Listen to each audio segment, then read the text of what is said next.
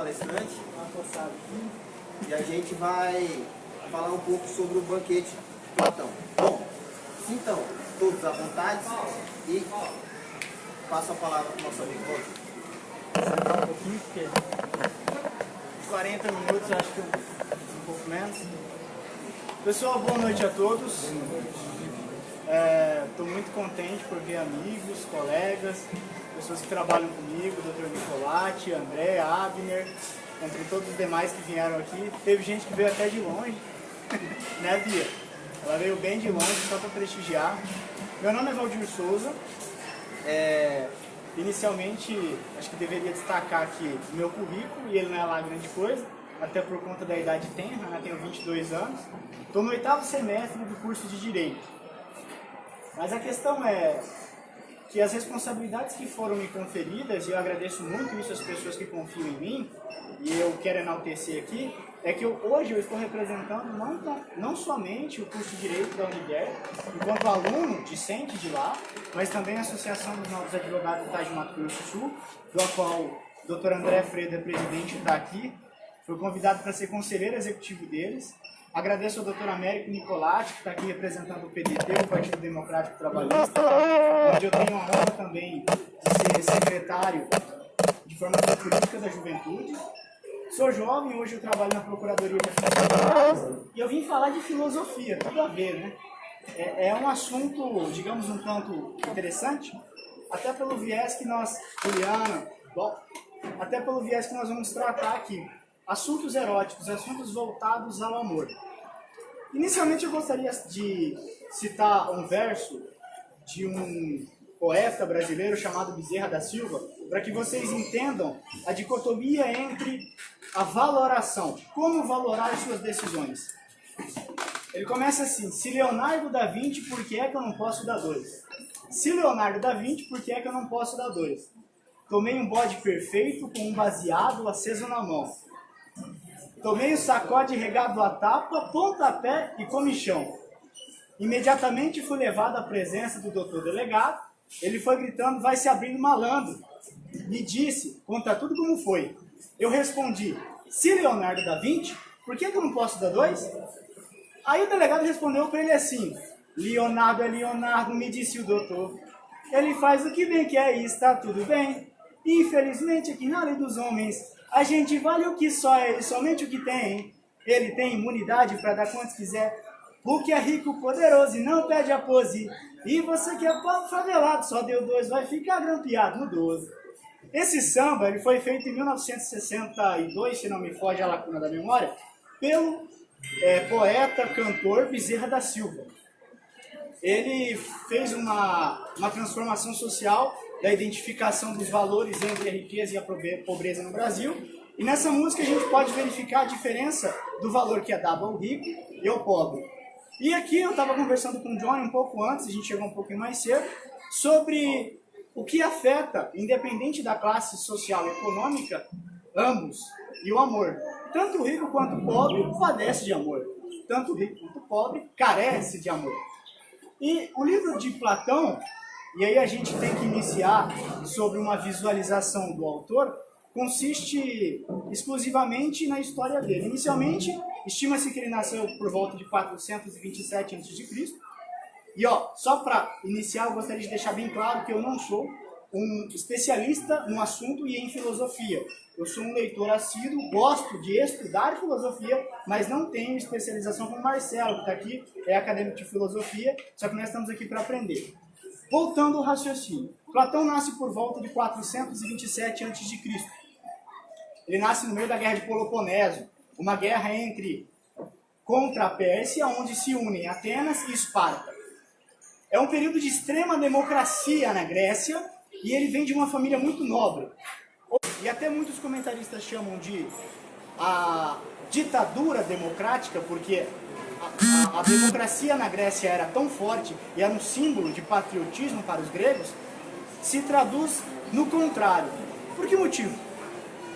Platão, ele entende que a democracia, e aí vamos para um ponto bem crucial da questão. Bem, professor? Se trata de uma coisa avessa à verdade. Por quê? Porque Platão, ele busca exclusivamente a verdade. E para Platão não é possível, através da democracia, alcançar a verdade, tendo em vista que os gregos, através do discurso, tendem a passar os seus conhecimentos e tradição grega através desse método tradicional, através do discurso. Apenas pelo discurso pode-se permanecer vívida a literatura, o conhecimento, o saber grego. E aí as pessoas perguntam, mas não era só Sócrates que não gostava de escrever? Não.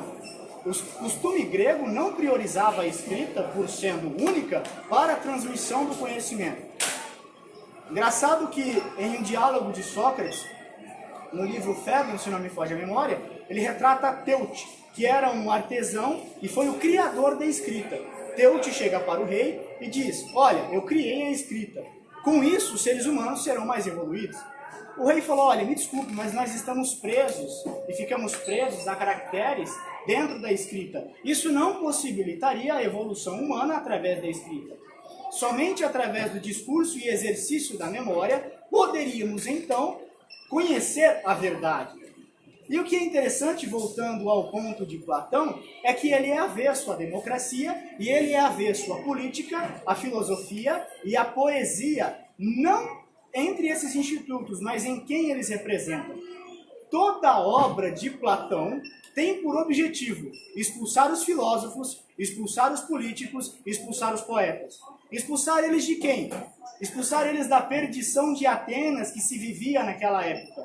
E quando ele expulsa através de toda a sua literatura, a sua escrita e seus ensinamentos, ele deixa muito bem claro uma coisa: a partir da expulsão irei criar. E aí ele cria novamente, ele recria a filosofia, a política e a poesia. Platão demonstra dentro de suas obras um novo método para se pensar filosofia, poesia, política. Ele não te dá a comida pronta, ele te ensina a pensar. O que é interessante dentro do viés platônico é isso. E como os gregos não tinham hábito visivelmente de escrever, moraríamos aí em um dilema. Por quê? Porque Platão escreve. Ora bolas, os gregos não tinham hábito de escrever e a transmissão de seu conhecimento se dava através do discurso.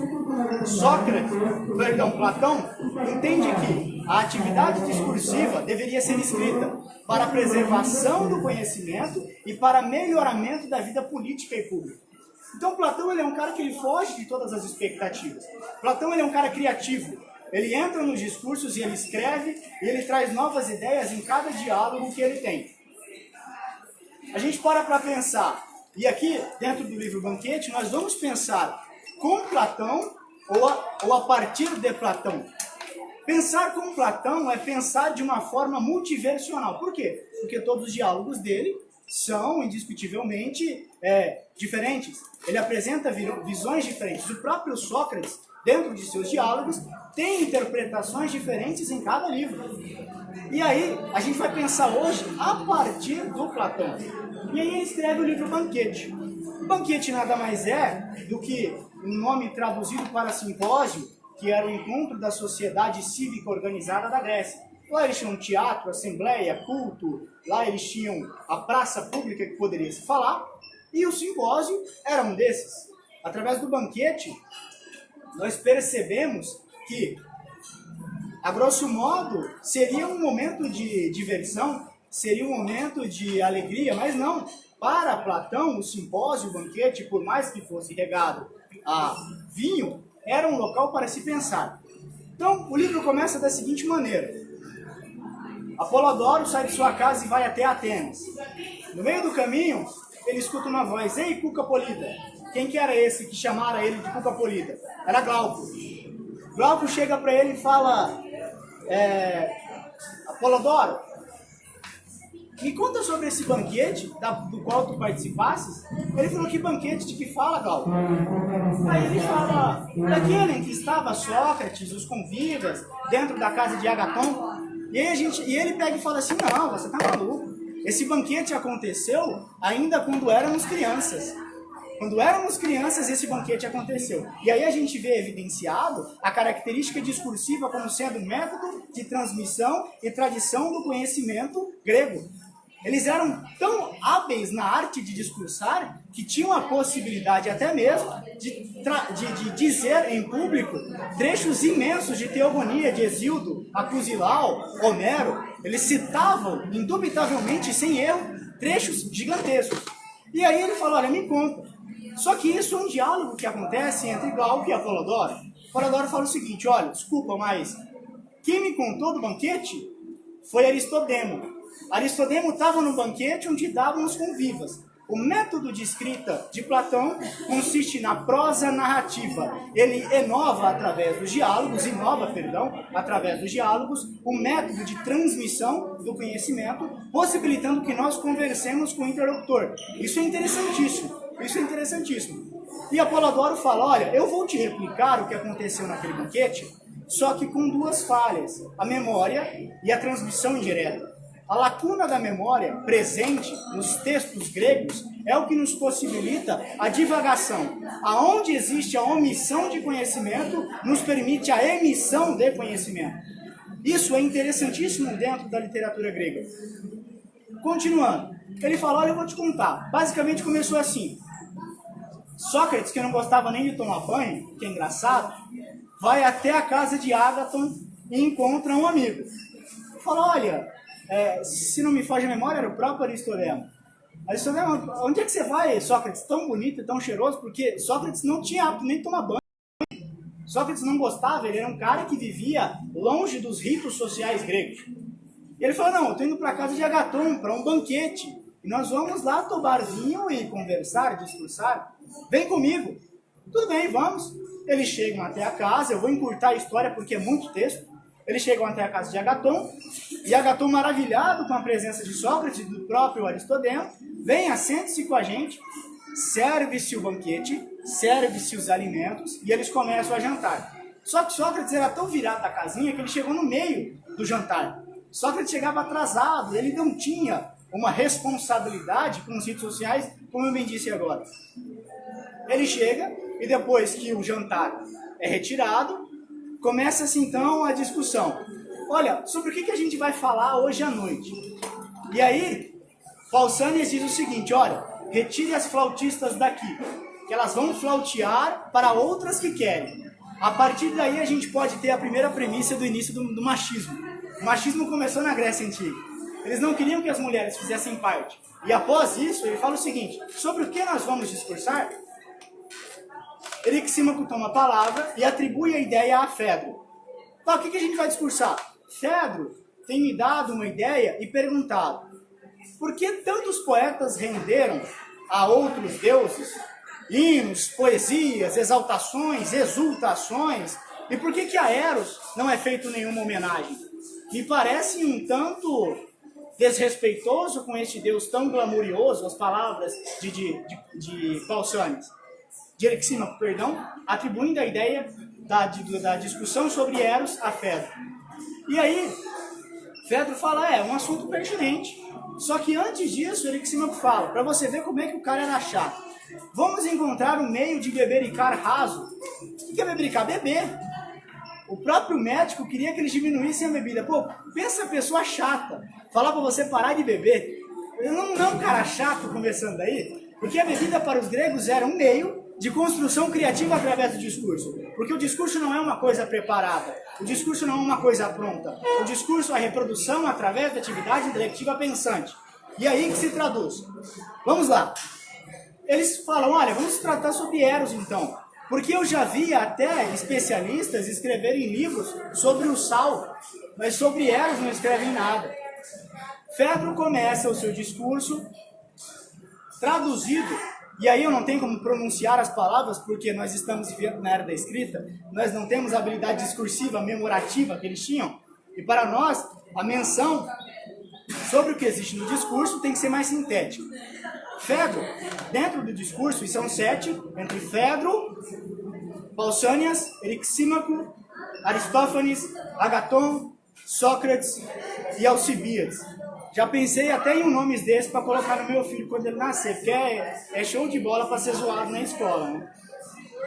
Continuando.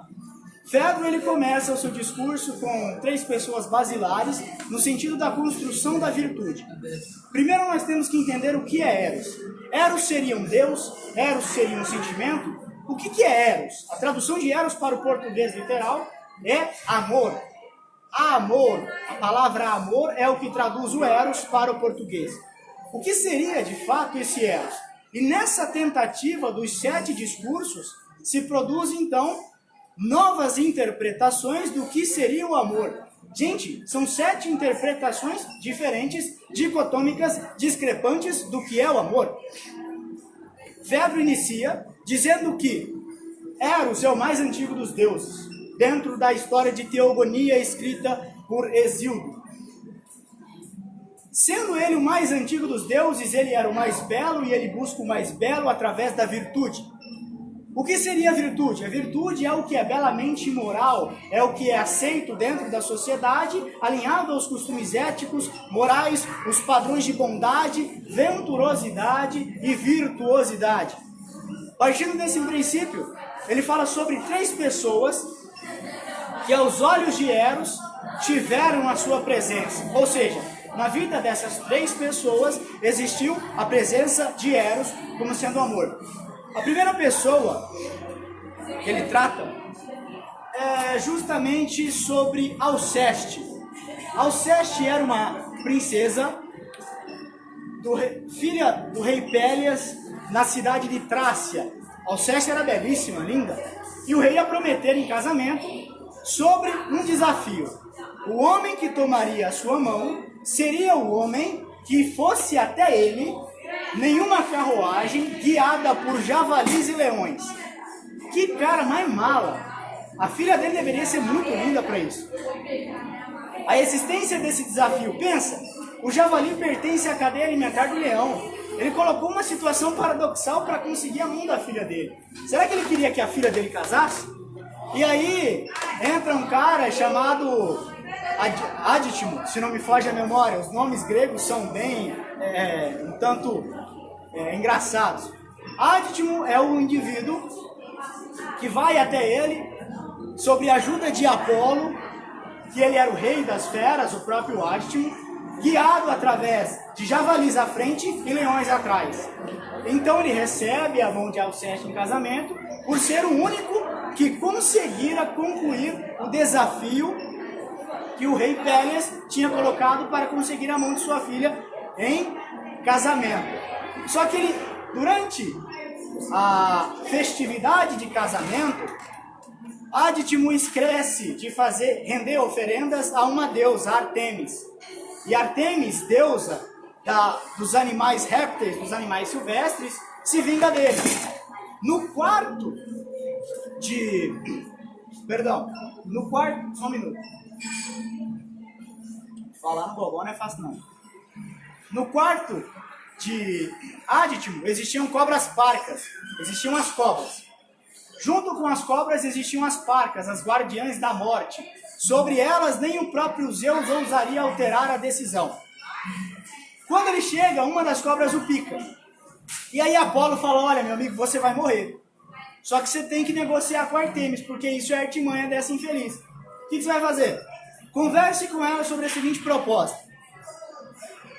De que você aceita morrer, só que no dia de sua morte, alguém se entregue em seu lugar, em sacrifício ao teu lugar, para que você retorne à vida. Falou, não, show de bola. Então, tem muito amigo meu aí que me deve favores, familiares, os meus próprios pais me amam. E aí você para e pensa. Quando chegou o momento da morte, que chegaram as parcas, a morte, na literatura grega, para Adítimo, quem que se apresentou para morrer no lugar dele? Foram os pais? Foram os amigos? Não, ninguém. Ninguém dos amigos de Adítimo se colocou em posição de sacrificar-se por ele para que ele voltasse à vida. Quem que foi a única pessoa que teve coragem de se entregar à morte para que o marido vivesse? Alceste, a sua amada esposa. O amor à vida de Adítimo era muito grande, mas não valia tal custo. Não valia o custo de perder sua esposa amada. E aí, No momento em que as parcas saem de Áditimo e vão até Alceste para lhe tirar a vida, os empregados, os escravos começam a lamentar a morte de Alceste, pois não queriam perder uma senhora tão bondosa. E aí é o que é interessante, Hércules, que poucas vezes aparece, ele aparece aí e fala, não, tem alguma coisa errada. Hércules é o único indivíduo, o filho de Zeus, que consegue segurar a morte, impedindo que ela leve a vida de Alceste. E ao mesmo tempo que Alceste desadoece, que Áditimo desadoece e retorna à vida, Alceste começa a adoecer e falecer. Só que Hércules consegue retirar a morte do quarto de Alceste e ela tem a vida novamente. A única vez na história da mitologia grega de que alguém conseguiu impedir a morte, sobretudo ante os pretextos e a decisão de Zeus, foi o próprio filho de Zeus. Que insolência maior que essa? O filho desrespeitar a própria decisão do pai? O pai não teria coragem de encarar as decisões das parcas da morte, mas Hércules teve. E Eros, esse sentimento de amor, esteve presente ali. Mas consistente em quê? Na virtude.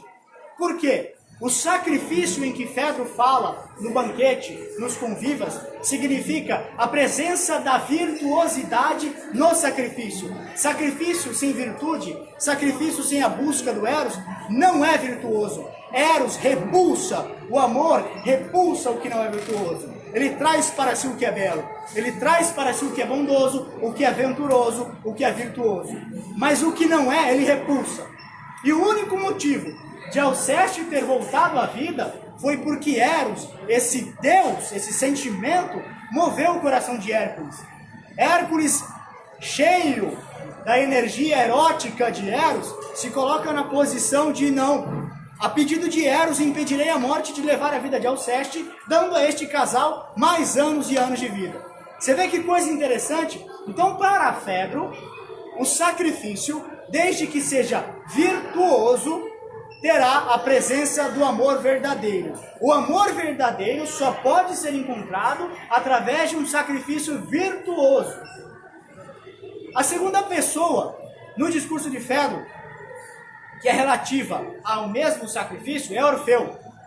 Orfeu, ele toca lira e ele é um encantador. Ele consegue encantar as pessoas, ele consegue encantar feras através de sua música e através de sua poesia.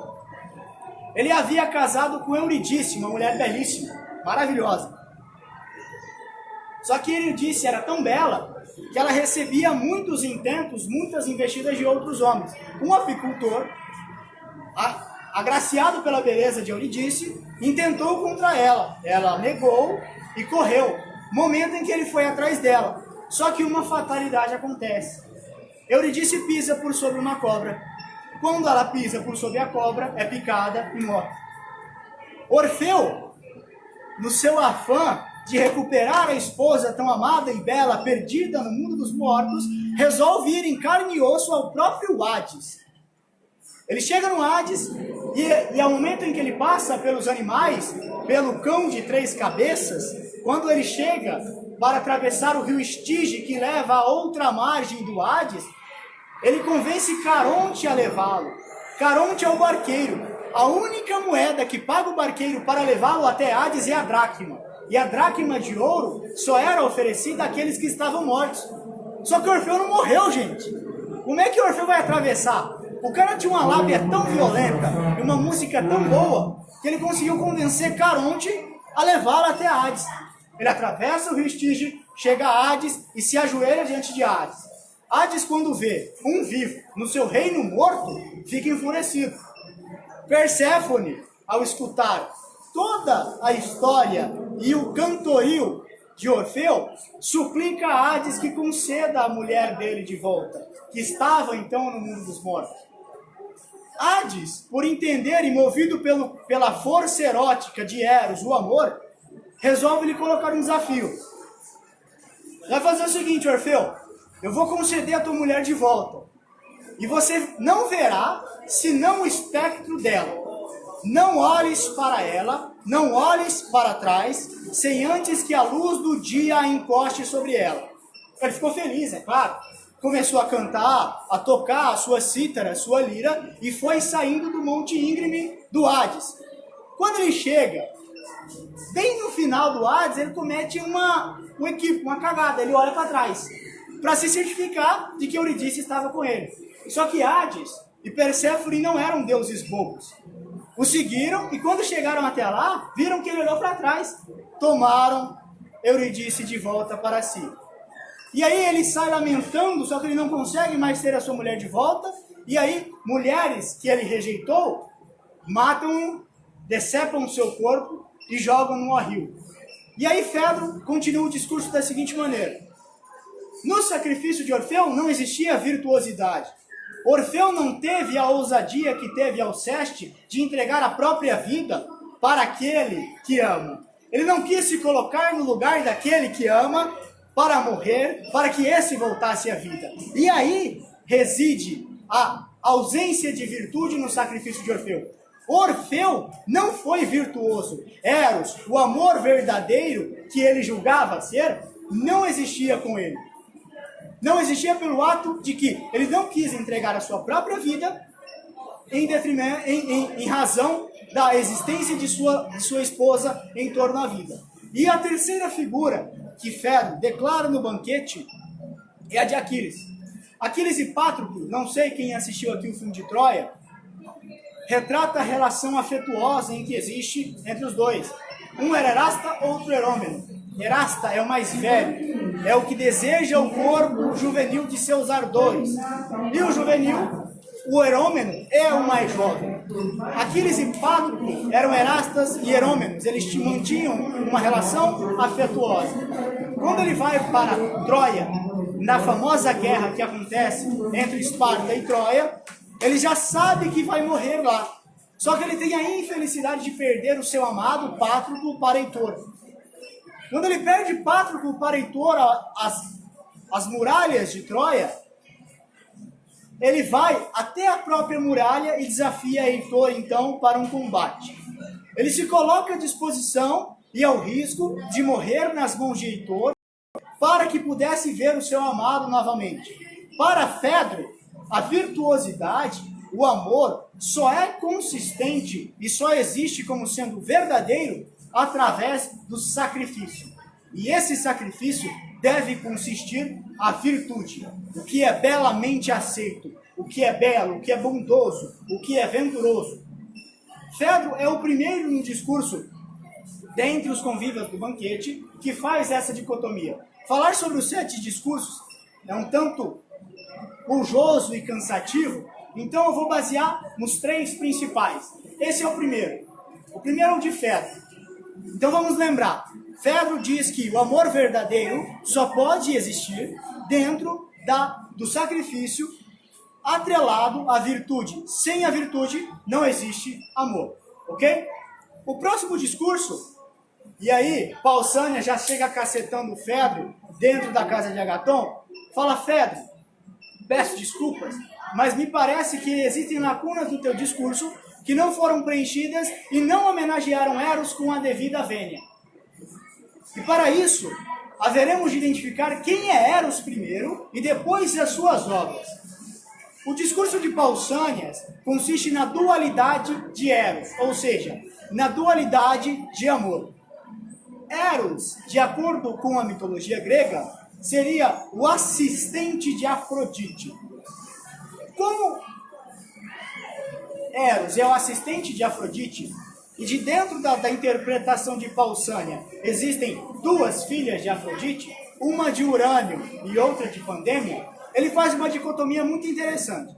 Primeiro, existem 2 Erotes, são plural, Erontas. Um Eros pertence a Afrodite Urânia e outro Eros pertence a Afrodite Pandêmia. A natureza de Afrodite Urânia é relacionada justamente à busca também da virtuosidade e do belo.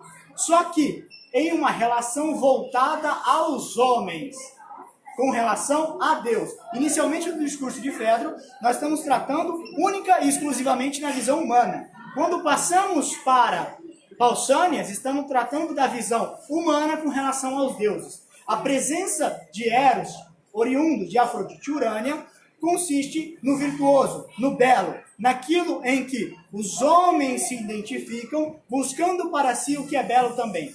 Ele retrata, ao meio do discurso, trechos interessantes, consistentes na identificação do homem com o homem pela sua igualdade.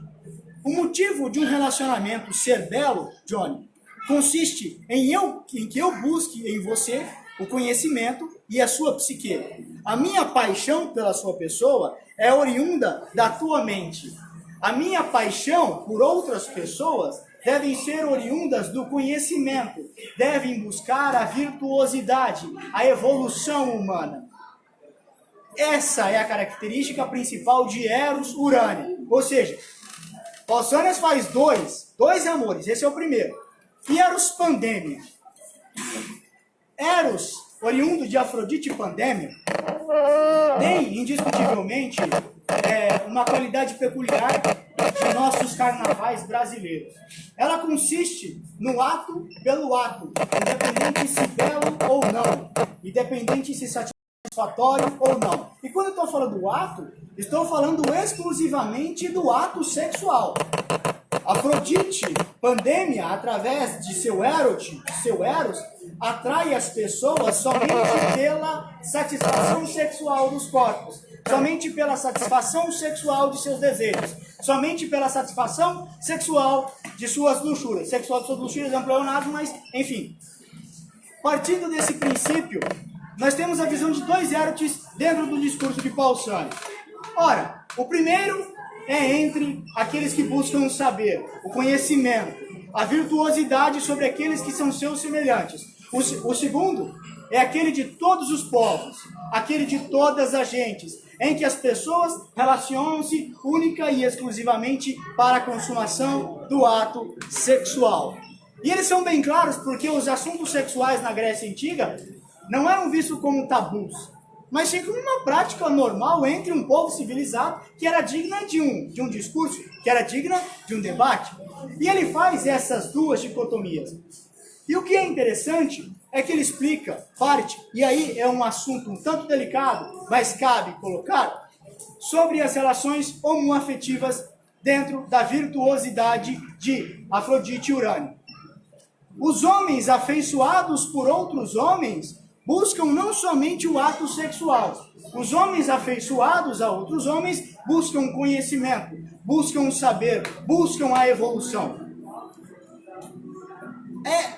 De determinada forma, para uma sociedade conservadora como a nossa, apesar das evoluções consistentes no entendimento da sociedade brasileira, ouvir determinada afirmação. Os homens se afeiçoam aos outros homens e eles têm relações entre si. Depois que ele faz essa dicotomia entre o Eros, oriundo de Afrodite e Urânia, lembrando que esse é o da psique, e o Eros, de Afrodite e Pandêmia, lembrando que esse é o dos corpos, o de todas as gentes, ele faz uma dicotomia interessantíssima entre o Eros presente no que é privado e que não é público. Para os gregos, Eros está presente em tudo, isso que é sensacional. E aí quando você vai para o quesito público e com o quesito privado, a gente parte de um princípio... Sim, mais alto? Mais alto? Perdão, pessoal. Nós partimos de um princípio de que existe as pessoas que se entregam pelo ato, só pelo ato, também como existem as pessoas que se entregam como moeda de troca. Como assim, Valdir? Como moeda de troca? O que Pausanias quer dizer quando ele está falando sobre a dualidade no que é público e o que é privado? Para ele, aquele que se entrega à satisfação dos desejos carnais, ou sexuais, melhor dizendo, apenas pela consumação do ato pelo ato, sem a busca inicial da psique, é pérfido, é medonho, é mesquinho, é ignorante, é vil. E aquele que se vende por cargos políticos, o que existia muito na Grécia Antiga, homens se deitavam com outros homens para obter vantagens políticas, colocações políticas, privilégios políticos, era pior do que se entregar somente pelo ato. Você está se vendendo. Na visão de Pausanias não existe virtude. E perceba que até aqui a virtude é a característica principal do amor. O amor não é somente o ato sexual sobre si, porque assuntos eróticos e assuntos sexuais por mais incrível que pareça, existe uma linha muito tênue, uma discrepância evidente aí. E aí ele faz essa dicotomia entre o que é público e o que é privado. E ele relaciona que os homens que se entregam por vãs luxúrias, a despeito de conseguir cargos, a despeito de conseguir privilégios, a despeito de conseguir gratuidades dentro da política, são piores do que aqueles que se entregam pelo ato. Para ele, era pior você se vender a um político do que se prostituir. Era mais virtuoso se prostituir do que se vender enquanto matéria, enquanto corpo, enquanto satisfação de desejo. Então, para Fedro, inicialmente, consiste na ação. A ação de pessoas, e eu vou fazer novamente um retrospecto. A ação das pessoas através do sacrifício consistente na virtude. Agora, para Pausânias, além da virtude estar presente, o meu relacionamento com uma pessoa, estando Eros presente, não pode ser subitamente submetido simplesmente ao ato sexual, à satisfação das minhas luxúrias, à satisfação dos meus desejos. Deveria existir aí um anseio pela evolução, deveria existir um anseio pela evolução do ser humano enquanto psique. Se não amar a arma, boa noite, professor, se não amar a alma, se não amar a psique, de nada é presente a virtude. Para Fedro, eu tenho que ter um sacrifício. Só que o sacrifício tem que ser virtuoso. Para Pausânias, eu tenho que ter o relacionamento com a virtude. Mas se a virtude não estiver presente através de um relacionamento inicial, na busca da mente, na busca da evolução, Eros verdadeiro não está presente ali. Então, no discurso de Fedro, é referente à ação humana em decorrência do sacrifício aliada à virtude.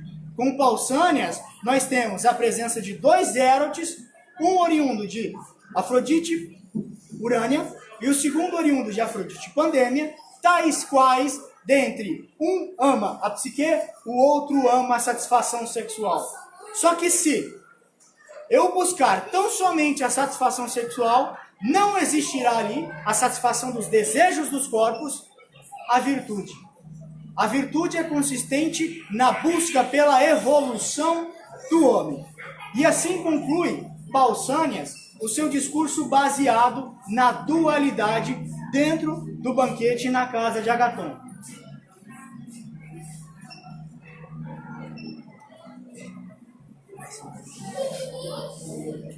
Prossigamos.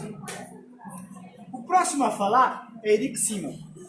Erixímaco fala tão somente, e aí eu vou fazer uma síntese muito breve, porque em decorrência de outras interpretações, Sócrates seria o mais importante. Erixímaco fala que o amor só pode ser explorado na arte e a arte busca o belo. Fedro e Pausânias buscam a virtude. Erixímaco busca somente o belo, através da arte. Erixímaco é médico. É o cara que no começo do banquete falou que os convivas deveriam beber menos. O que é uma afronta, tanto para mim quanto para os filósofos. Onde já se viu beber menos? Para eles, que partem desse princípio, existe essa dicotomia. Então, para Erixímaco, busca-se o belo através da arte. E para ele, que era médico, a medicina era uma arte, ok? Então, Fedro, já expliquei a dualidade consistente nas ações, Pausânias, Erixímaco, e agora nós vamos para um que, na minha opinião, é um dos mais belos, apesar de, pela sociedade grega da época, e até hoje, é visto como um mito engraçado, uma comédia muito hilariante, dita por ninguém mais, ninguém menos que Aristófanes. Aristófanes, ele é comediógrafo, ele estava presente em várias outras comédias. Para vocês terem uma ideia, Aristófanes escreveu mais de 40 livros. Era um cara que é pouco falado dentro da mitologia grega, com relação ao que é estudado hoje dentro das universidades, mas ele escreveu mais de 40 comédias. E Platão coloca na boca de Aristófanes justamente aquilo que é visto como hilariante para os gregos. E qual é? O mito do andrógeno. Alguém por acaso aqui já ouviu falar no mito do andrógeno? Sim ou não, Johnny? Sim. O mito do andrógeno, que na opinião de Aristófanes é o mais puro e o mais belo dos amores, está representado na cisão. Pois bem, vamos lá. Que cisão seria essa?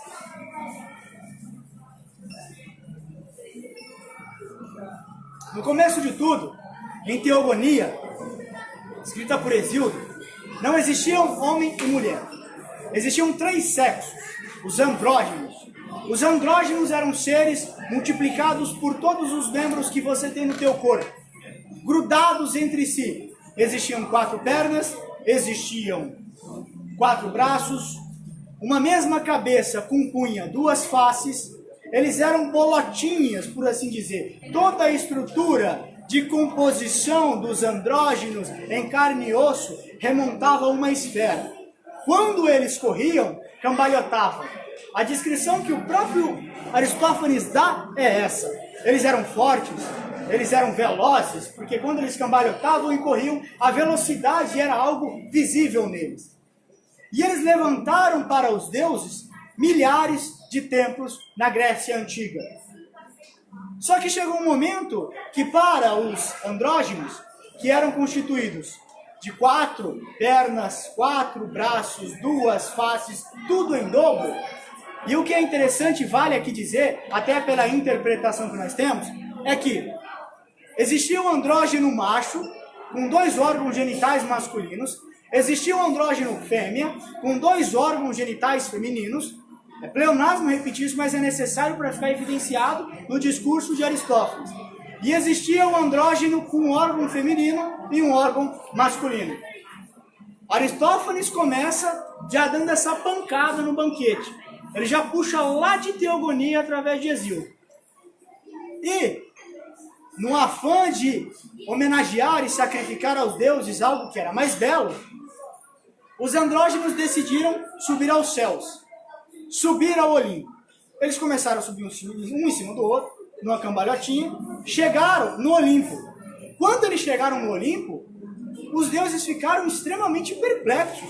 O Olimpo é lugar para imortais, não para mortais, pessoas finitas, pessoas com defeitos.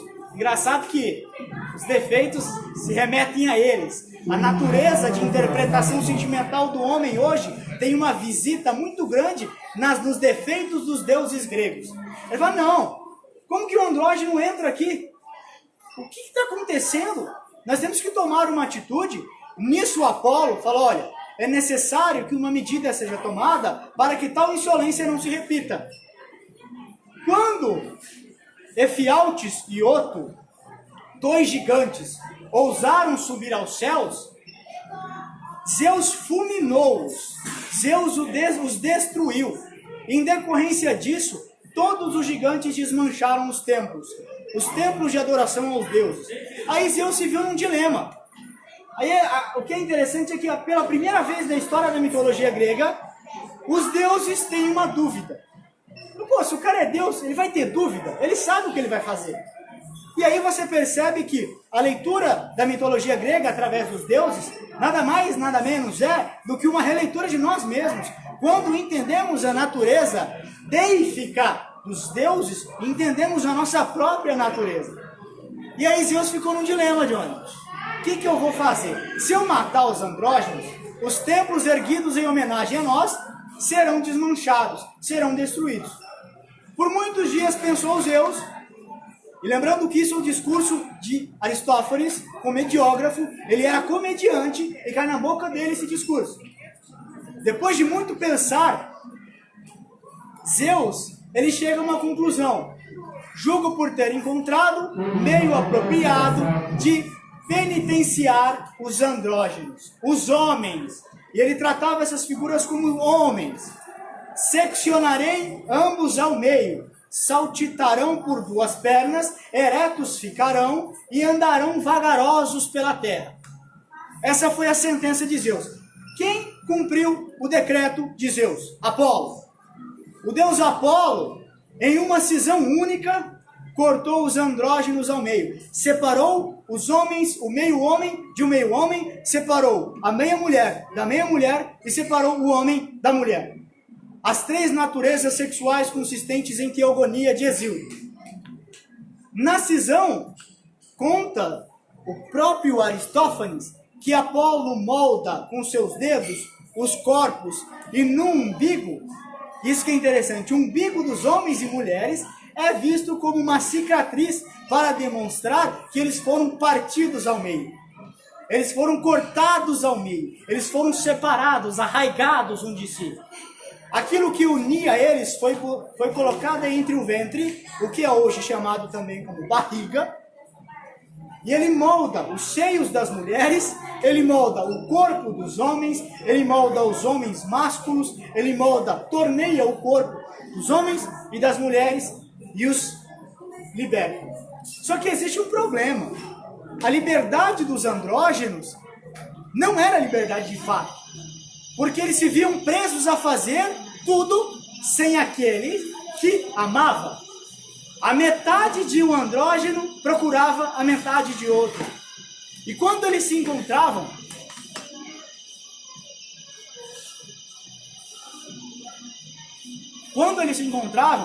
dizia o próprio Hesíodo em Teogonia, os abraços eram calorosos. Eles se entrelaçavam, se abraçavam, se amavam. Porque haviam encontrado aquilo que o faltava, a metade, haviam encontrado a parte tirada de si, os seus outros dois braços, as suas outras duas pernas, o seu outro rosto, a metade de seu calor, a metade de seu desejo, a metade de seu ódio, as vicissitudes mais malignas do comportamento humano. E quando ele encontra, um andrógeno encontrar a outro, eles se amavam, se abraçavam. Só que Zeus é afeto, Zeus ele é amor. Ele, em uma maneira interessante, se sente condoído pelo que aconteceu. O que Zeus faz?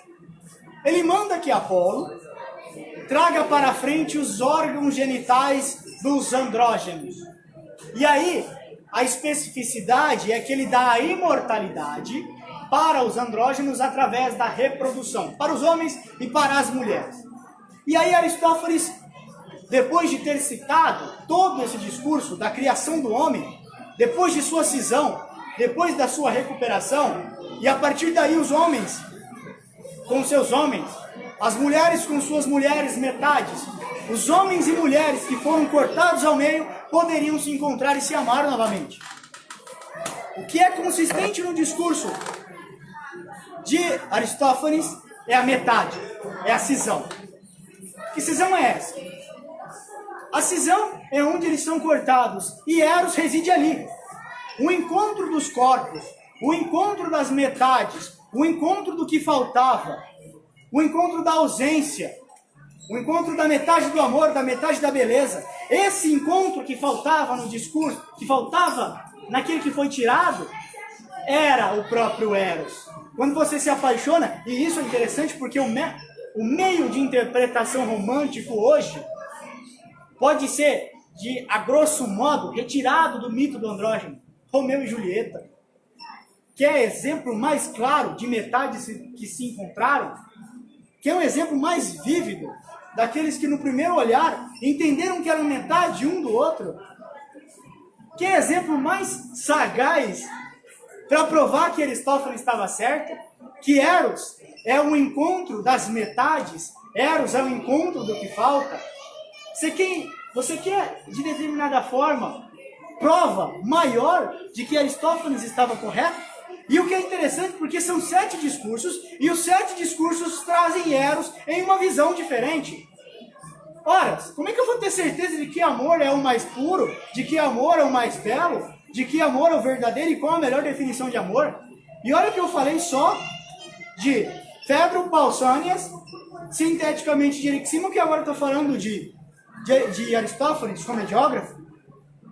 E ele fala que a presença de Eros é encontrada quando um meio homem se encontra com o seu meio homem, quando uma meia mulher se encontra com uma meia mulher e quando um homem se encontra com uma mulher. Ele não questiona a natureza das atrações, eles simplesmente entendem que elas são assim porque são e devem ser. E o que é interessante, porque isso nos ensina muito que a homossexualidade hoje ela não é, os relacionamentos homoafetivos não são simplesmente para a consumação do ato sexual. Isso é um preconceito que ainda existe hoje e que deve ser combatido, porque os homens amam outros homens, as mulheres amam outras mulheres. E agora você vai aviltar o amor apenas pela existência de uma pessoa igual a outra? E se Eros busca o belo? E se Eros busca o igual? E se o amor busca aquilo que é amor? De que maneira, e aí é o discurso de Aristófanes, eu poderia questionar. Os relacionamentos homoafetivos entre os erastas e os herômenos presentes no banquete, e até propriamente dito, na sociedade grega, da Grécia Antiga, remonta a não considerar como tabu essas relações. Para eles, o homem, o meio-homem, se atrai de outro meio-homem porque a natureza de ambos é forte. A natureza de ambos é máscula. E que engraçado que para Aristófanes, um homem belo não busca o outro homem belo tão somente para a consumação de seus desejos, de seus desígnios luxuriosos. Ele busca o homem belo porque é a metade de si. Porque de acordo com a cisão que Apolo fez e demonstrou que eles foram arrancados, ora, eu poderia colocar um homem belo, poderia desejar um homem feio? Está aí um conceito de beleza que a gente tem que discutir em outra hora. Porque se Eros busca metade, Eros há de buscar o igual. E o igual, na cisão que aconteceu há milhares de anos atrás na mitologia grega, poderia ser a paixão de um homem por outro homem. A paixão de uma mulher por uma outra mulher. O sentimento é o que mais importa para o relacionamento, porque dele advém a virtude. A construção intelectiva, a construção afetuosa, a construção do amor, do próprio Eros. Eros é recobrado na cisão. A cisão, a ruptura, o meio, ele reside ali. E para Aristófanes, Eros é um sentimento, ele não é um deus. Para Aristófanes, Eros, ao mesmo tempo que era uma energia pulsante, assistente de Afrodite, ele é um sentimento que move os homens belos nas buscas de homens belos, que move mulheres belas na busca de mulheres belas, que move aquele que é uno para uno, que move o vermelho para o vermelho, o azul para o azul. A igualdade é a união da cisão feita por Apolo. Quando você encontra aquela história metade da laranja, tem uma música, as metades da laranja, vários romances hoje, ao longo da história, até hoje, que nós relemos e relemos, eu até disse aqui, por exemplo, Alceste se entregou à morte por seu marido, Adítimo. Orfeu não tinha tanto amor assim, ele foi até o Hades, bicho é louco, mas ele foi. Então, essas pessoas se amavam tanto, e aí é o caso de Alceste e Adítimo, eles se amavam tanto que ela foi capaz de entregar a própria vida. Ela se havia encontrado no mundo sensível. Ela havia se encontrado nos corpos. O corpo de Alceste se encaixava e se conectava com Eros no corpo de Adítimo. Da mesma forma, cabe mencionar que Pátroclo com Aquiles, também se encontravam. Não existem relatos dentro da mitologia grega, e também, na verdade, não existem muitos relatos sobre quaisquer pessoas que sejam, se iam deitar à cama para a consumação do ato sexual. Era dito que o objetivo era o ato sexual, mas de determinada maneira não era relatado. Então não existem relatos de que existia o ato sexual entre Aquiles e Pátroclo. Mas todos os textos demonstram a presença de Eros. Todos os textos demonstram a presença do amor entre esses dois homens. Então, ao mesmo passo que para Fedro, Eros, amor, é a presença de sacrifício com virtude. Pausânias é a presença de virtude aliada à busca pela psique.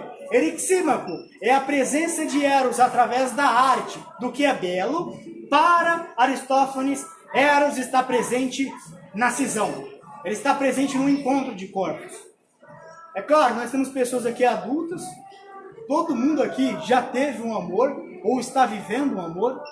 Todo mundo tem de determinada forma uma conexão com aquele que ama. E aí você vai falar, mas e as pessoas que se separam, aquelas declarações de amor que evidentemente são ditas, você é a minha metade, é você que eu amo, vou ficar com você para a vida toda. Mais à frente, Sócrates explica isso. Só que vamos concluir o raciocínio de Aristófanes. Para Aristófanes, Eros repousa na metade. Eros é o encontro dos corpos. Então, se você está com a pessoa amada, se você ama a tua esposa, se você ama teu esposo, independente da posição sexual que você esteja com relação ao outro, se é um relacionamento hétero ou homossexual, porque isso não importa, o que importa é o amor, saiba que, de acordo com a interpretação de Aristófanes, Eros reside em você. O amor reside em você pelo encontro dos corpos. O amor reside em você porque você se encontrou com a pessoa, a metade a quem amava. O quebra-cabeça de onde que faltava. E é muito poético, é lindo. A forma como Aristófanes coloca o que é Eros e onde Eros está. Apesar de ser visto como comédia pela Grécia Antiga, apesar dele ser comediógrafo, entendemos que a visão de Aristófanes, ela moldou o nosso modo de pensar hoje. É indiscutível isso. Os relacionamentos advindos, por exemplo, do conservadorismo, oriundos do heterossexualismo, e aí houve uma cisão entre o pensamento de normalidade, de homossexualidade, de heterossexualidade, porque isso é completamente normal. Nessa visão houve uma cisão pelo conservadorismo, apenas os casais heterossexuais poderiam se encontrar, por uma visão idiota de que apenas poderia existir conjunção carnal entre um homem e uma mulher. Nós vivemos sobre essa égide hoje. O conservadorismo nos relacionamentos. E é interessante que Aristófanes nos ensina que mais importante que o encontro dos corpos e de suas metades, João, consiste o amor. Se o amor inexistir, e aí ele faz uma menção lá para Pausânias, se o amor inexiste virtude. Eros não está presente ali. Esse é um dos discursos que, digamos, aliado ao de Sócrates, tem uma relevância ímpar para o nosso entendimento na sociedade atual. É indiscutível. Isso é indiscutível. E aí ele conclui dizendo que o encontro dos corpos, a meia mulher com a meia mulher, o meio homem com o meio homem, e a mulher com o homem que foram separados no nascimento, encontram-se no mundo sensível. E aí a nossa interpretação hoje, de acordo com vários comentaristas, é que a cisão, a ruptura com a sua alma, da pessoa que você ama, não é feita mais no mundo sensível, no mundo material, no mundo palpável. Ela é feita no mundo inteligível, no mundo das almas. Existe, em outros diálogos, onde Sócrates também é protagonista, consistentes de que, no momento em que nascemos, nossa alma é presa nesse corpo fadonho, nesse corpo doentio, é preso nesse corpo cheio de limitações que me impedem de alcançar a intelectualidade, que me impedem de alcançar a sabedoria, que para os gregos é o que há de melhor. E ele fala que no momento que você nasce, a decisão é feita ali. Porque no mundo das ideias, no mundo das almas, a alma que te era afetuosa é arrancada de você, você é preso em um corpo, e o cordão umbilical demonstra a ligação que você tem e a cicatriz, o corte com a alma que te amava. E aí você encontra essa alma pelo mundo, vagando.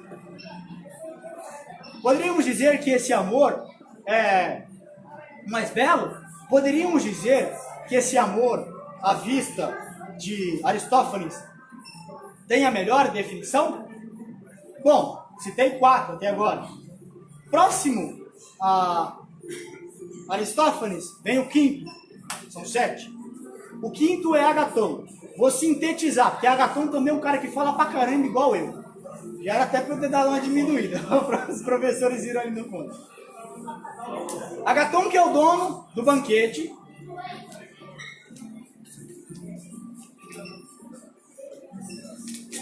Agatão, que é o dono da casa onde se repousa, onde acontece o banquete, ele tem uma visão de que, sinteticamente, Eros busca o belo, Eros busca o virtuoso, Eros busca o venturoso. Ou seja, vocês perceberam que a virtude para os gregos é o que de melhor caracteriza Eros, ou seja, o amor. O amor ele é presente quando existe a presença de virtude. Sem virtude, inexiste amor. Então, para Ágaton, Eros busca o belo. Você busca uma pessoa bela. Você busca um carro belo. Para vocês pararem para pensar, para analisar, esse modo de vista, essa ótica de Ágaton, repousa sobre a nossa forma de convivência no mundo econômico de hoje. Nós desejamos o belo. Eros deseja o que é melhor. Eros deseja o que é belo. Eros deseja o que é bonito. Eros deseja o que chama a atenção. Ágaton é dramaturgo. Num dia anterior ao banquete, ele deu um teatro. Eu não sei se essa informação é verdadeira. Ele fazia apresentações para 30 mil gregos.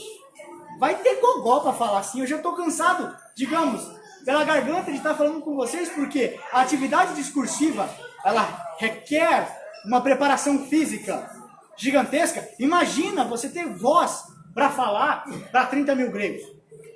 Ágaton era um cara que dominava o sofismo, Ágaton era um cara que dominava a gramática, ele dominava as perguntas, ele dominava a maiêutica. A maiêutica, acho que o Fernando Cunha, se ele estiver assistindo, não sei se ele está aqui, mas provavelmente ele vai estar assistindo.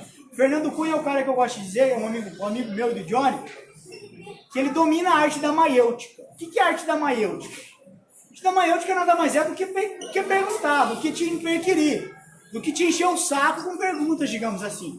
Quando você apresenta e os professores, por exemplo, que estão aqui hoje, são provas evidentes disso. Os alunos são os maiores adeptos da maiêutica que você pode imaginar, porque ele acaba de apresentar, por exemplo, o professor Newton, professor de direito tributário.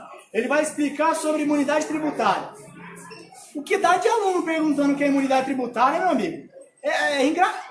E a habilidade maiêutica está presente. Só que Ágaton dominava a maiêutica, isso é indiscutível. E para ele, sinteticamente, Eros busca o belo porque é belo. Simples.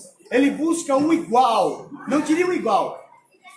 Na verdade, ele busca o igual. A visão de Ágaton é essa. Ele busca o igual. Ele busca o belo. Sinteticamente, o discurso de Ágaton é esse. O próximo a falar, e o último, não diria o último, o penúltimo, porque o último é o Alcibíades. Sócrates é a sexta figura que, de determinada forma, consegue concretizar a visão do amor e o que ele é nos dias atuais, desde a Grécia Antiga até hoje.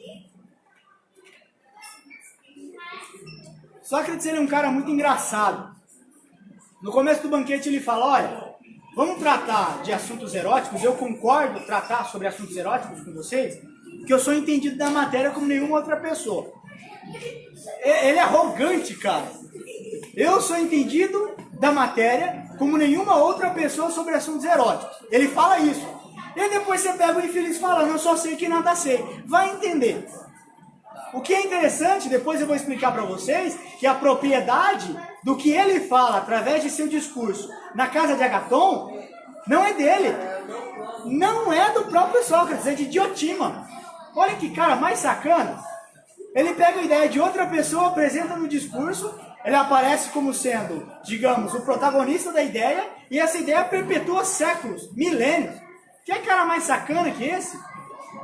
E por essa natureza de Sócrates, dele ser uma figura, digamos, e até o próprio Nietzsche, através de Crepúsculo dos Ídolos, e o Anticristo também, livro escrito pelo Nietzsche, repulsa Sócrates.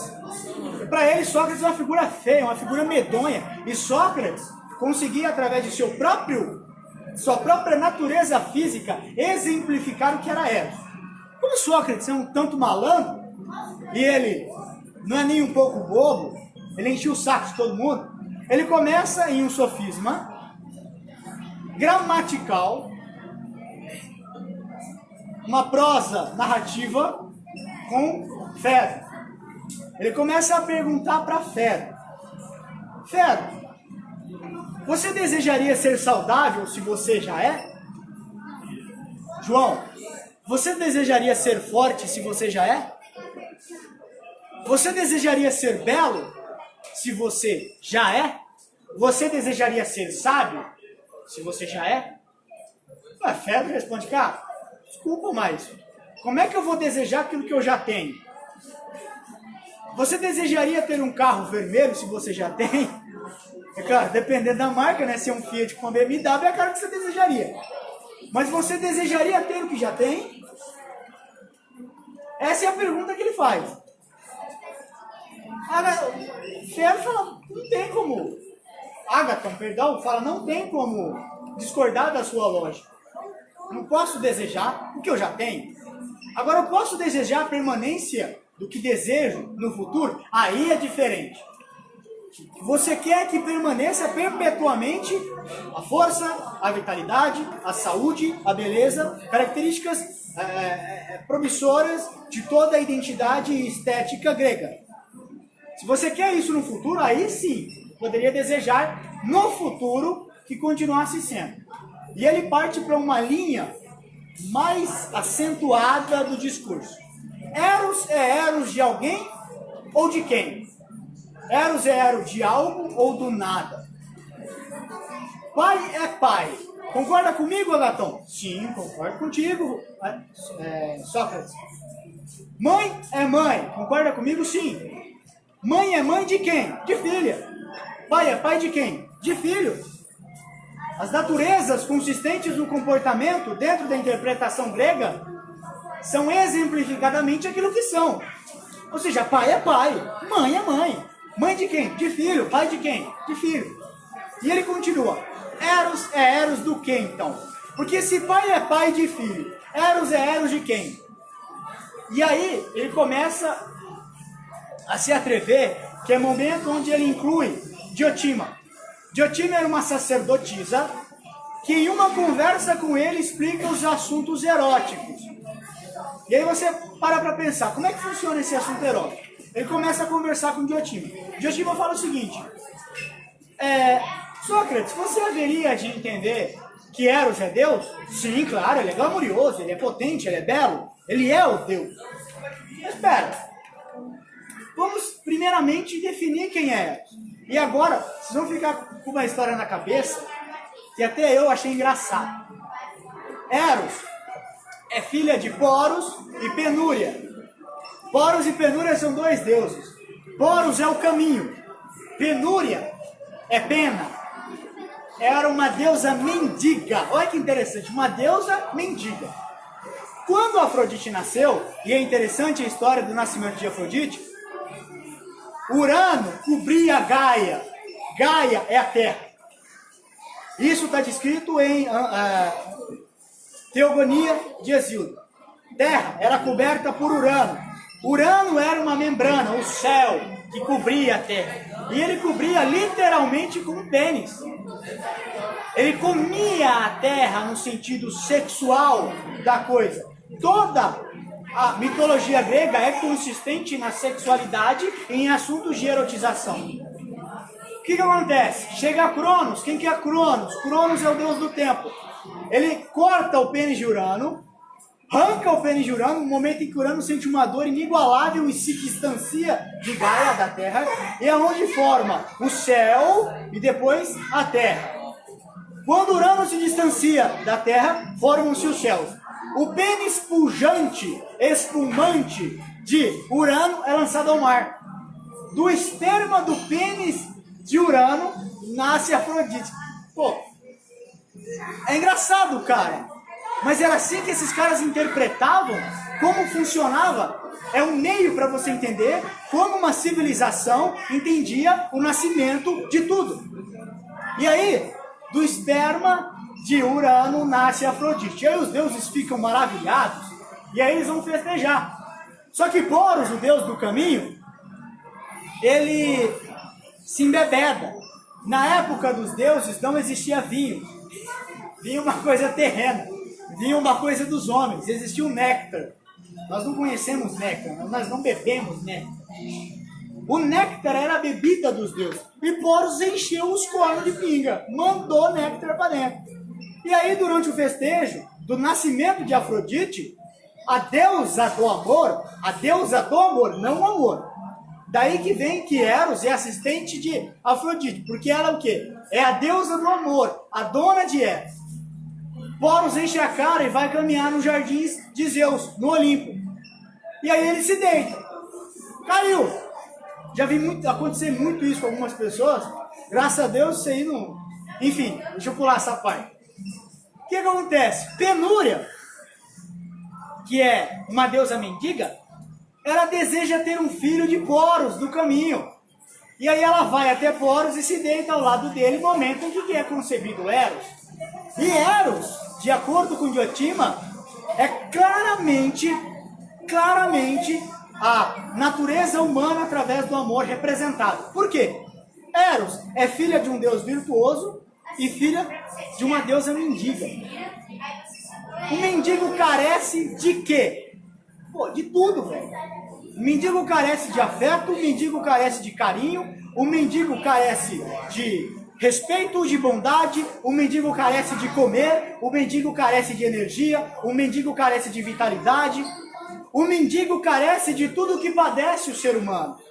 Isso é indiscutível. E Poros, o caminho, o Deus virtuoso, o Deus belo, o Deus potente, tem virtudes como a coragem, tem virtudes como o heroísmo, tem virtudes como a força e a vitalidade. E dentro de Eros, que é o amor, existem as qualidades de Penúria e existem as qualidades de Poros. Existe o bom e existe o ruim. E aí a pergunta que Diotima faz para ele é a seguinte: Eros deseja o belo? Mas deseja, não discordo de ti, Diotima. Mas por que Eros desejaria o belo, sendo ele belo? Daí um questionamento que nem Sócrates conseguiu responder. Não sei, Diotima. Deixa eu te explicar. Por que Eros desejaria a virtuosidade? Por que ele desejaria a voluptuância? Por que ele desejaria a eloquência, a beleza discursal? Será que porque ela é consistente dentro da natureza dos deuses? Bom, mas os deuses já têm isso, eles não precisam desejar. Então você há de convir comigo, Sócrates, que Eros não é Deus. Eros não é um dos deuses que vivem no Olimpo. Mas Diotima, se Eros não é um deus, o que Eros é? Eros é um daimon. O que é daimon, Diotima? Não estou entendendo. Daimon é aquele, e aí você vê a conexão que é feita entre o discurso de Aristófanes. Daimon é aquele que reside no meio. Daimon é aquele que reside entre a imortalidade e a mortalidade. É o que reside entre os homens e os deuses. É o que reside entre o próprio amor e o próprio ódio. É o que reside entre a paz e a guerra. É aquele que leva os assuntos e penitências humanas aos deuses e que leva as benesses dos deuses aos homens. Eros é um daimon. Indiscutivelmente, ele não é um deus. Ele não é um sentimento. Ele é um espírito mensageiro, carregador das penitências humanas e das vicissitudes dos deuses. Então, se Eros deseja o que ele não tem, não é Deus. E aí vem-se a nossa interpretação universal do quê? O que é? Bom, João, você desejaria algo que você não tem, correto? Então você ama o que você deseja, certo? Você deseja o quê? Você não tem. Isso é lógico. Eu amo o que desejo e eu desejo o que eu não tenho. Quando eu tenho, eu deixo de desejar, então eu deixo de amar. A lógica é clara. Mais pra frente vem Aristóteles criando um novo amor que é o filia. Isso é uma interpretação que a gente tem que estudar depois. Mas dentro dos assuntos eróticos dispostos no discurso de Sócrates, a consistência clara é essa. Você deseja o que você... Você ama o que você deseja e você deseja o que você não tem. E como a gente pode visualizar hoje isso?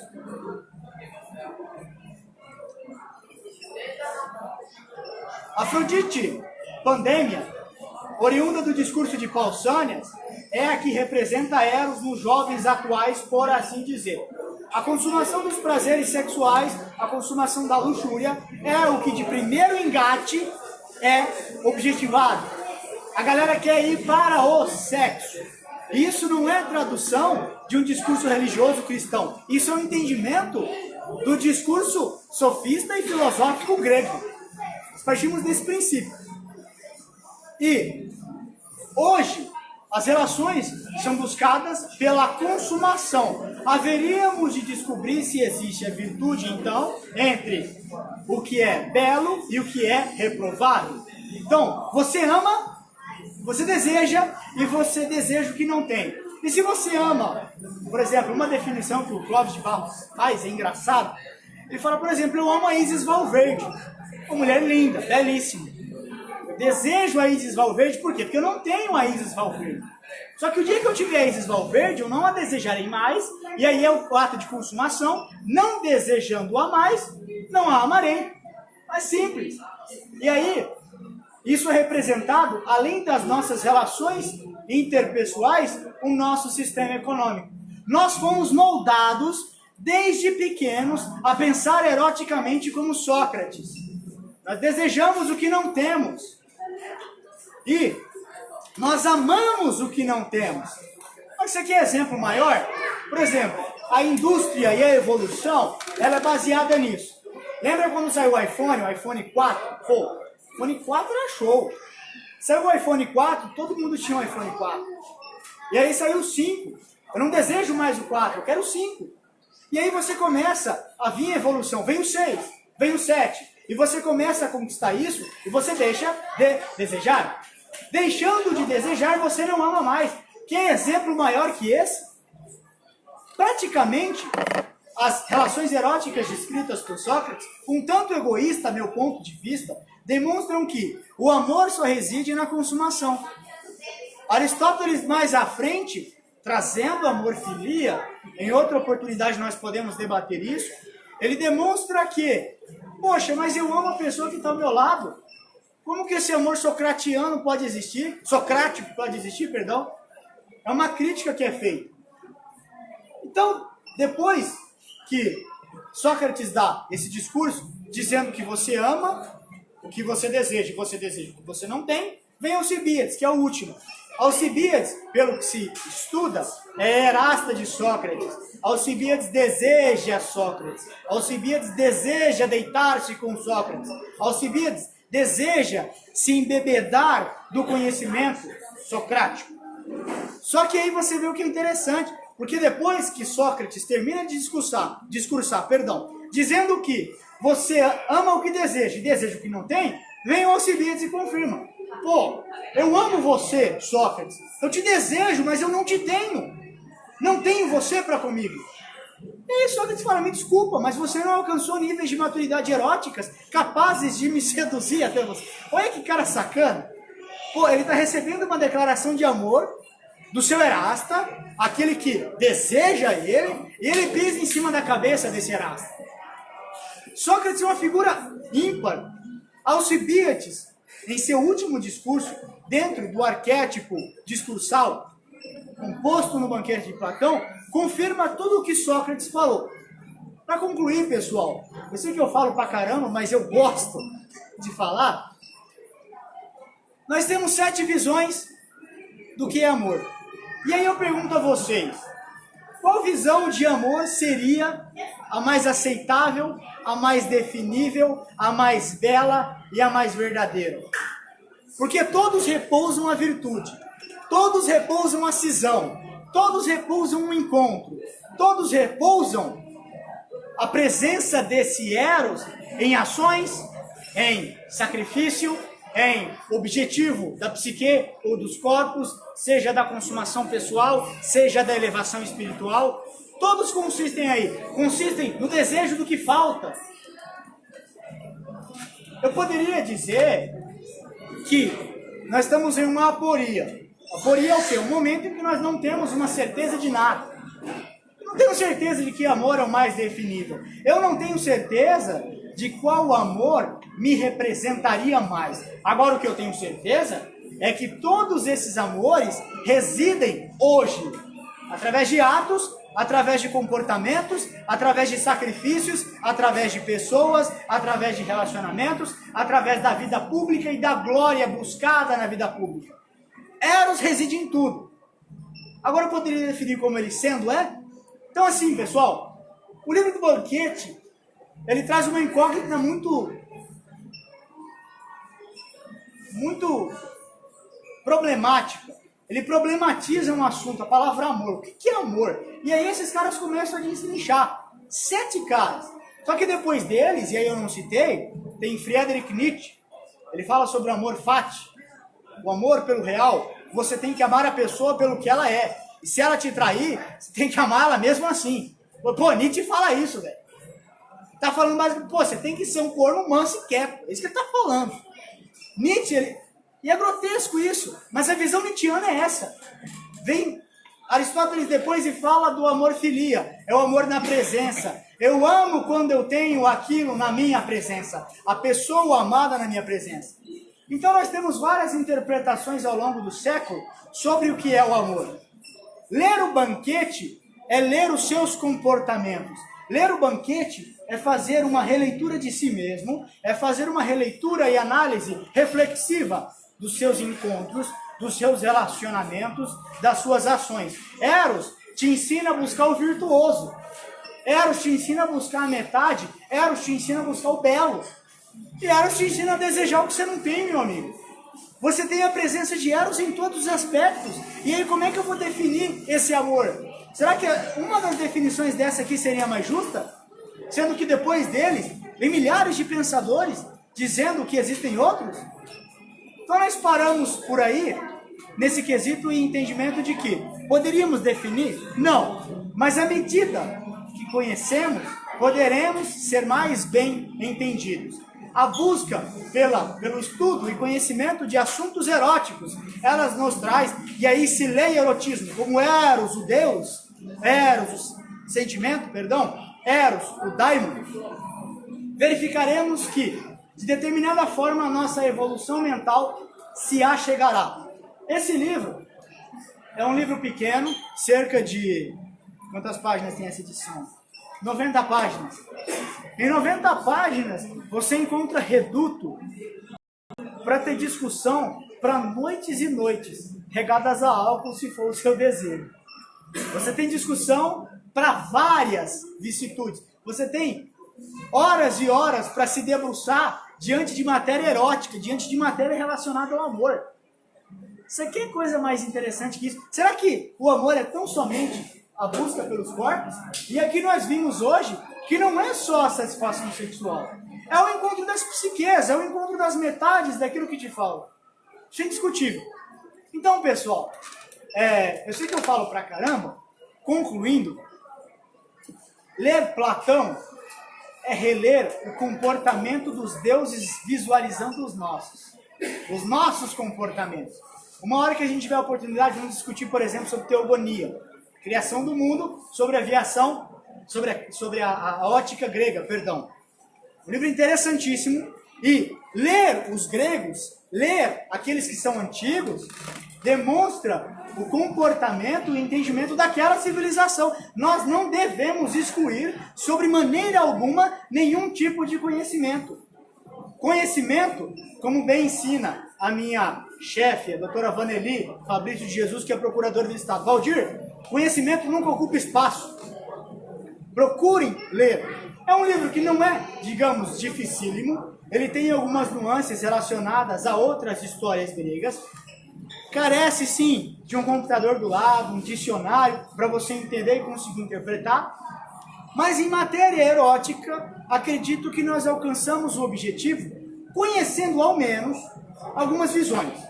Não posso dizer para todos vocês que isso é definível, no fim das contas, como sendo a verdade real. Porque eu não sei o que é verdade. Acho que a gente não chegou ao ponto de descobrir o que é verdade. A verdade é um discurso que corresponda com a realidade. Mas a realidade muda toda hora. Então nós temos um problema aí. Então, pessoal, para finalizar, e não ficar nas minhas palavras, mas agora, nas palavras de Oscar Wilde, um poeta que eu admiro demais. Quem me conhece sabe que eu tenho o hábito de memorizar as poesias que eu estudo.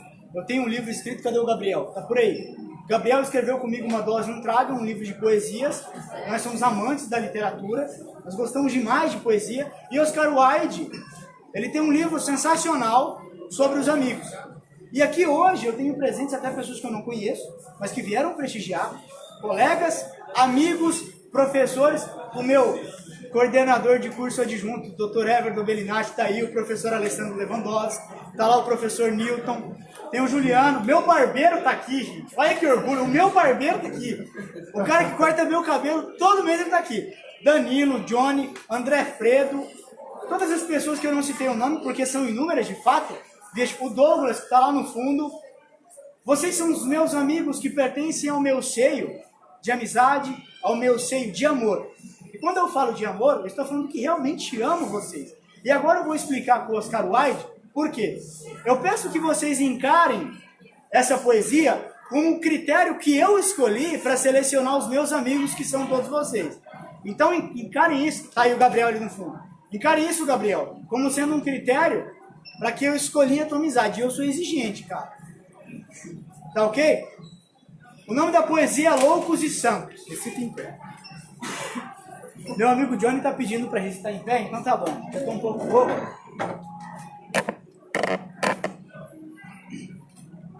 Eu escolho meus amigos não pela cor da pele ou o arquétipo qualquer, mas pela pupila.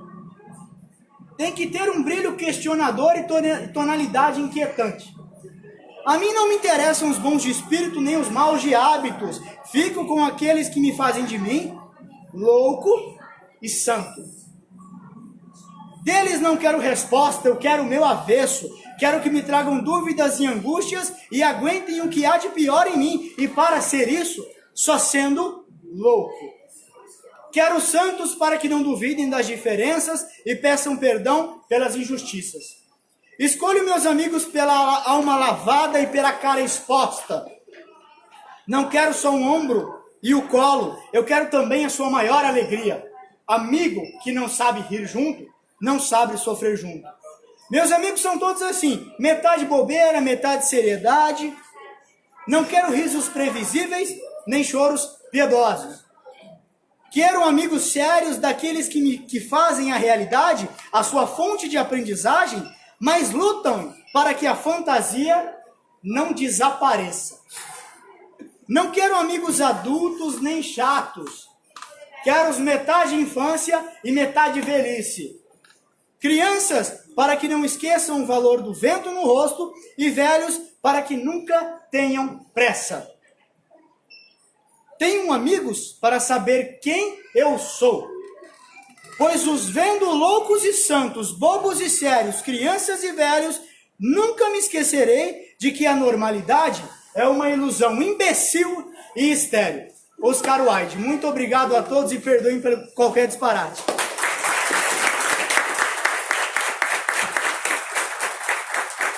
Arrasou.